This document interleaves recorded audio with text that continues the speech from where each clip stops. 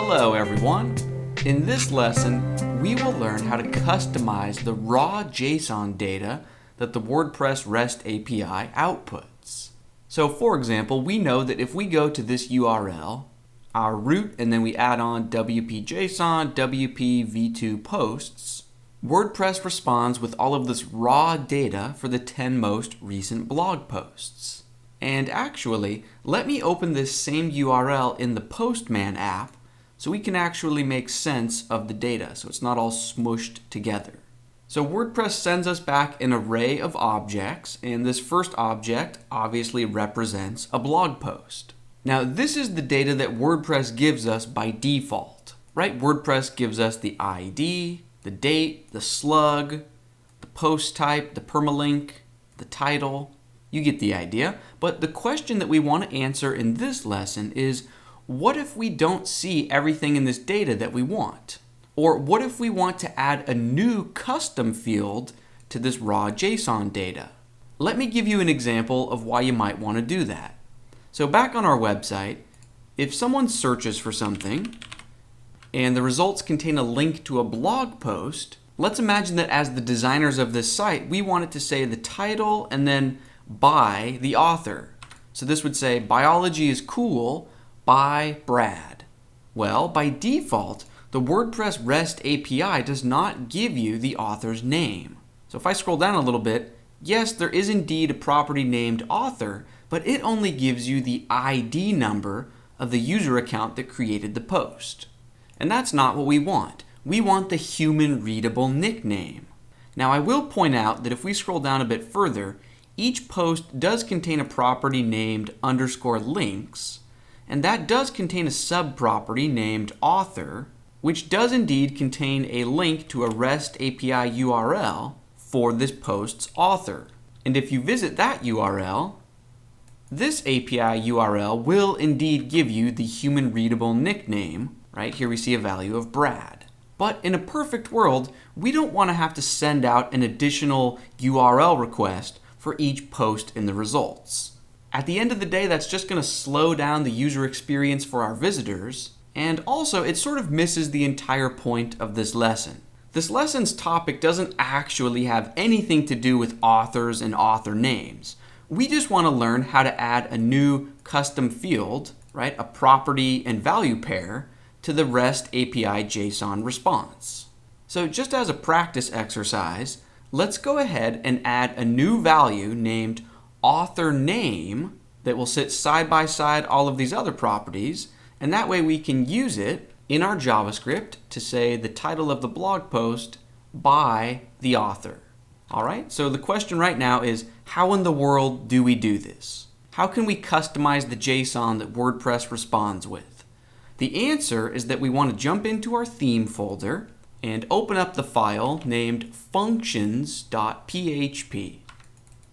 And right at the top here, right after the opening PHP tag, let's just add a new line and say add action.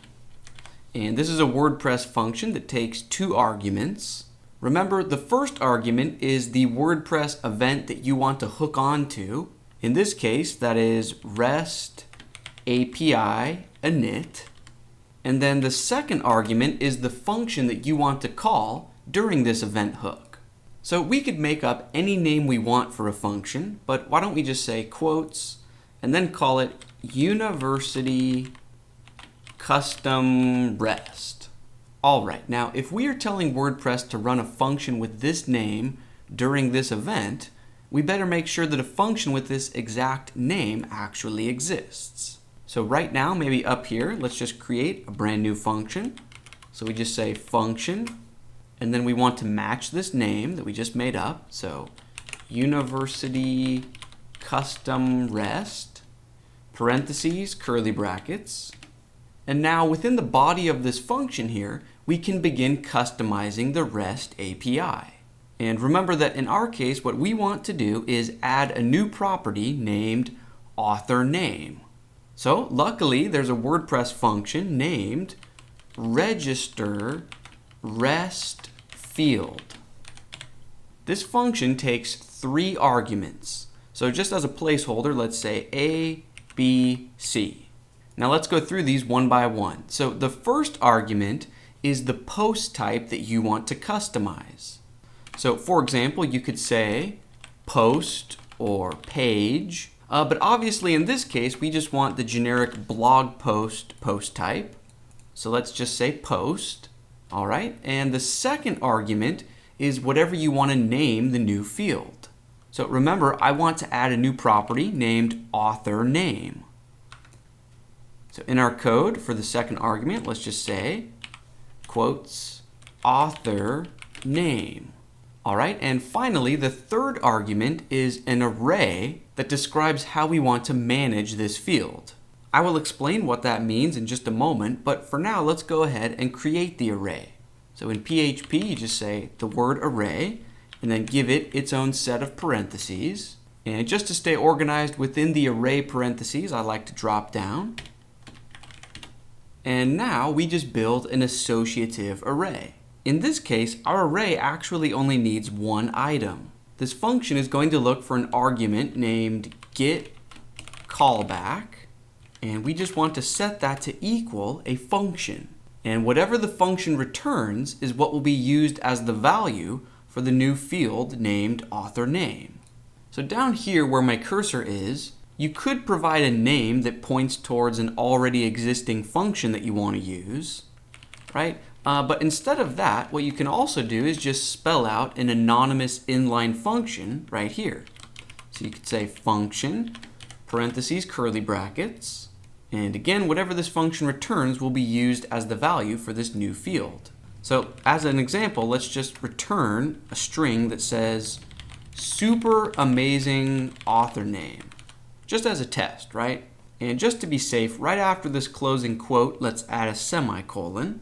Okay, now if we go ahead and save this, and then refresh the Postman REST API URL, and then down in the results area, if I scroll down a bit, cool, we see this brand new property named author name, and check out its value, super amazing author name. Now obviously we don't want to hard code a fake value like that, so let's go ahead and delete that, and instead let's just return the results of a WordPress function named getTheAuthor. And that will be the dynamic true author name that could potentially be different for each blog post. So if we save that and refresh the Postman request, perfect. Author name equals Brad. Now before we go ahead and actually use this new value on the front end of our website, right, to say biology is cool by Brad, before we set that up, I just want to let you know that you can create as many new fields or properties as you want. Right below this register REST field function call, so right after this line, you could just create another call. You could just say register REST field again, target whatever post type you want, post or page, choose a property name, maybe perfectly cropped image URL. I don't know, you can make up whatever you want. But the cool part is then you just provide an array, say get callback equals an anonymous function. And now this is where you can really start connecting the dots between the REST API and everything that we learned during the first portion of this course. So you're just free to return anything that you can cook up using PHP. So that means you're free to access advanced custom field values. You're free to grab certain cropped versions of certain images. You're even free to use custom queries and loops if you want to retrieve data from a related post. Anyways, the idea here is that if you can achieve it with PHP, you can return it as a value here, which ultimately means you can use it in your JavaScript. Now, having said that, in this case, I don't actually need to create another field or property at the moment, so let me delete that. Okay, and at this point, let's work towards writing new JavaScript that actually uses and displays this new value on the front end of our website.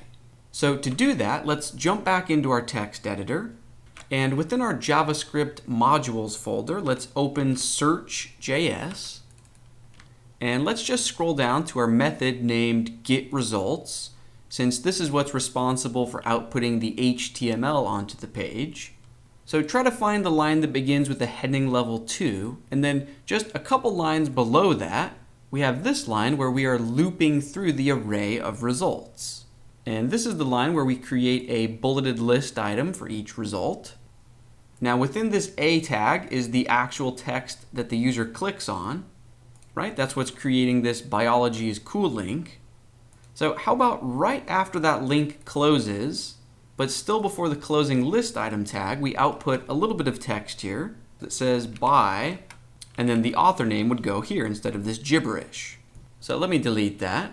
And since we are within a template literal, it's very easy to switch between simple string text and a JavaScript expression. We just say $ curly brackets, and then within the curly brackets, we can say item to begin looking at the current result. And then remember back in Postman, we can see that the new property was named author name. So we just say item dot author name. Cool. Now if I go ahead and save this and make sure that over in your command line you either run gulp scripts or you've got your gulp watch task running. But now back in the browser, if I search for biology, perfect. Here's the title, by Brad. However, if I search for something more generic like lorem, as in lorem ipsum, we see that for blog posts this works perfectly by the author name, but for pages, right, for the post type of page, we see by undefined. Now, the reason for this is because back in functions.php, remember that the first argument for this register rest field is the post type that you want to add the new field to. And we chose the post type, as in blog posts. So this means that our page post types do not have a field named author name, which explains why we see undefined. So why don't we do this? In our JavaScript, let's use a bit of conditional logic and say, only if a resulting item is a blog post, only then do we want to display this by author text. So back in our JavaScript, search.js, here's that new by and then the author name that we just added. Let's actually go ahead and cut this into our clipboard so we can wrap it within a bit of conditional logic. So right now my cursor is in the middle of a JavaScript template literal. And as we learned in a previous lesson, you cannot use an if statement in a template literal. However, we can use the ternary operator to basically create an if statement. So to do that, let's open up an expression, so $ curly brackets, and then within the brackets, let's spell out our ternary operator. So to refresh your memory, you begin with a condition, then a question mark, then you say what you want to do if the condition is true, then a colon, then you say what you want to do if the condition is false. So for our condition, let's just say item.type equals post. And in case you're wondering how I knew that each object would have a property named type, well, you can always just look back in Postman and see that in the resulting JSON, there's a property named type. So that way you can always check what kind of post type you're working with. So back in our code, if this is true, if the type equals post, then let's get rid of the placeholder yay, and let's just open up a template literal, so backtick, backtick, and in between those we can just paste back in our clipboard. So that will give us the by author name text, and if this condition is false, instead of the placeholder nay, let's just include a completely blank set of quotes. Okay, let's give this a save. And now if I search for something that will return both posts and pages, perfect. We see the blog posts say by the author name and the pages don't. And that's going to bring this lesson to a close. To review, we learned how to add new properties to the raw JSON data that WordPress sends back to us. So at this REST API posts URL, if I search for author name, there we see it. The takeaway idea for this lesson is that being able to customize this resulting JSON data opens up all sorts of possibilities. And in our next lesson, we're going to take things a step further. Actually, more like 20 steps further. In the next lesson, instead of learning how to modify one of these existing REST API URLs, we are going to learn how to create our own brand new, completely custom REST API URL.